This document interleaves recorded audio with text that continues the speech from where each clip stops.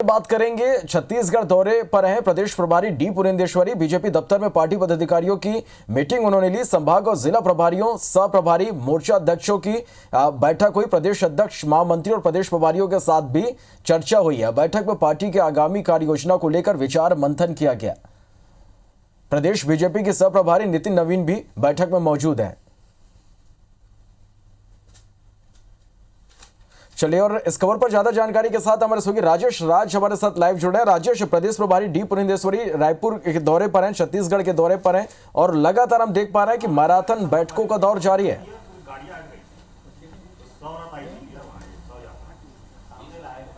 जी बिल्कुल, आज ही पहुंची हैं डी पुरेंदेश्वरी और उनके साथ नवीन नितिन जी हैं, वो भी पहुंचे हुए हैं प्रभारी के रूप में और अभी बैठक उनकी चल रही है।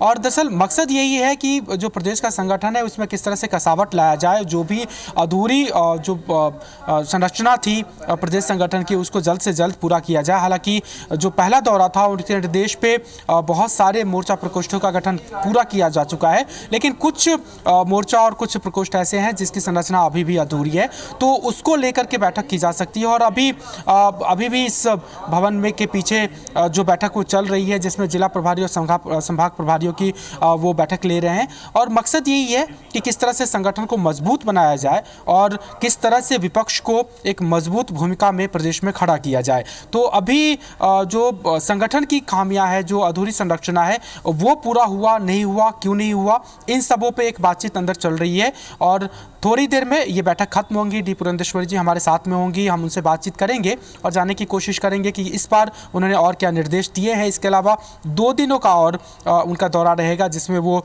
2 जिले बलौदाबाजार और फिर उससे सटा एक रहेंगी, उसमें भी जाएंगी। साथ में 2 जिलों का दौरा सह प्रभारी भी करेंगे। तो इस तरह से ग्रास रूट लेवल पर जा करके कार्यकर्ताओं के बीच में जा करके उनसे बातचीत करना, संगठन को लेकर के उनके सुझाव समझना, किस तरह से पार्टी को, संगठन को और मजबूती के साथ खड़ा किया जा सकता है प्रदेश में, ये तमाम फीडबैक लेना और उसके हिसाब से संगठन का रिस्ट्रक्चर करके या फिर उसको जो मजबूती दे करके काम आगे करना, ये उनका मकसद रहेगा। जी निश्चित रूप से राजेश, यहाँ पर मजबूत विपक्ष की भूमिका में रहना भी एक इस बैठक का हिस्सा है। यदि हम आगामी कार्य योजनाओं की बात करें तो आगे इस बैठक के बाद आगे किस तरह की कार्य योजना पार्टी की ओर से तैयार की जा सकती है?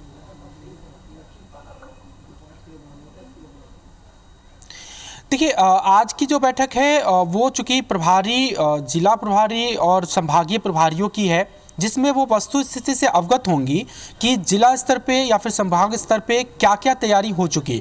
जो मुख्य फोकस है वो संगठन की अधूरी जो संरचना है जिसमें कुछ जगहों पे नियुक्तियां बाकी है, उसको लेकर के करेंगी। आपको बता दें कि अभी भी जो महिला मोर्चा है, किसान मोर्चा है या फिर युवा मोर्चा है, उसमें पूरी नियुक्तियाँ नहीं हो पाई है। पदाधिकारियों की जिला स्तर पर कार्यकारिणी बननी है, प्रदेश स्तर की कार्यकारिणी भी उसमें बननी है। तो ये एक प्रमुख टास्क रहेगा जिसमें वो जिला और संभागीय प्रभारियों से चर्चा कर रही हैं कि ये क्यों नहीं हुआ और अगर अटका है तो कैसे उसको पूरा किया जाएगा जल्दी।